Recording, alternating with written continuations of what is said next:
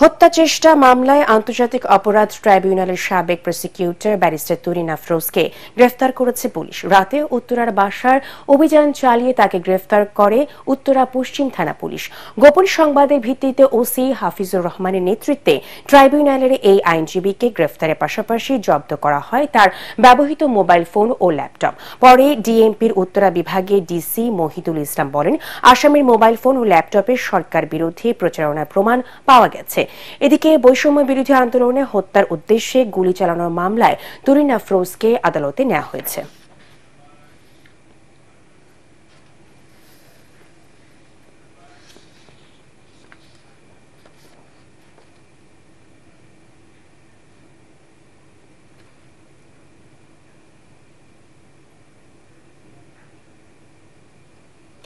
দর্শক, এই মুহূর্তে পুরানো ঢাকার সিএমএম কোর্টে আছেন সহকর্মী ইমদাদুল্লাহ বাবু।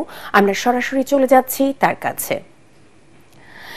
ইমদাদ, তুরিন আফরোজকে আদালতে তোলা হয়েছে কি এবং এ সংক্রান্ত আর বিস্তারিত কি তথ্য আপনার কাছে আছে আমাদেরকে জানাবেন।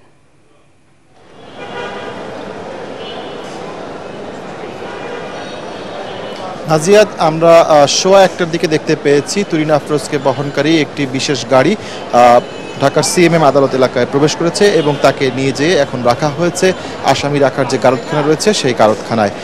আমরা ধারণা করছি যে দুপুর দুটার পর কিছু পর অর্থাৎ 2টা বেজে গেছে, এই লাঞ্চ আওয়ার চলছে এখন কোর্টে। এই লাঞ্চ আওয়ারের পরে হয়তোবা তাকে তোলা হবে আদালতে। আমরা যতটুকু জানতে পেরেছি ঢাকার এই সিএমএম আদালতের 5 নম্বর কোর্ট অর্থাৎ জাকির হোসেনের বিচারক জাকির হোসেনের আদালতে তুরিন আফরোজকে তোলার কথা রয়েছে এবং সেখানে তার বিরুদ্ধে উত্তরায় আব্দুল জব্বার নামের এক যুবককে হত্যা চেষ্টার যে মামলা হয়েছিল বৈষম্য বিরোধী ছাত্র আন্দোলন চলাকালে তাকে হত্যা চেষ্টার অভিযোগে একটি মামলা তিনি নিজে দায়ের করেছেন উত্তরা পশ্চিম থানায়। সেই মামলায় কিন্তু তাকে এই আদালতে উপস্থাপন করে 10 দিনের রিমান্ড চাইবেন মামলার তদন্তকারী কর্মকর্তা এবং সেই মামলাতে কতদিনের রিমান্ড হয় সেটি আসলে বিচারকের উপর নির্ভর করছে এবং সেটি জানার জন্য আমরা সবাই এখানে আসলে অপেক্ষা করছি, গণমাধ্যম সহ অন্যান্য সংশ্লিষ্ট যারা রয়েছেন। তো তুরিন আফরোজকে আদালতে আনাকে কেন্দ্র করে কিন্তু এরই মধ্যে এখানে নিরাপত্তা ব্যবস্থা জোরদার করা হয়েছে। কিছুক্ষণের মধ্যে তাকে আদালতে তোলা হতে পারে। তুরিন আফরোজের বিরুদ্ধে অনেকগুলো অভিযোগের মধ্যে আরেকটি অভিযোগ রয়েছে, সেটি হচ্ছে মোবাইল ফোন এবং ল্যাপটপ যেটি পাওয়া গেছে তার কাছ থেকে, সেখানে সরকার উৎখাত এবং সরকারের বিরুদ্ধে নানা ষড়যন্ত্রের অভিযোগ রয়েছে।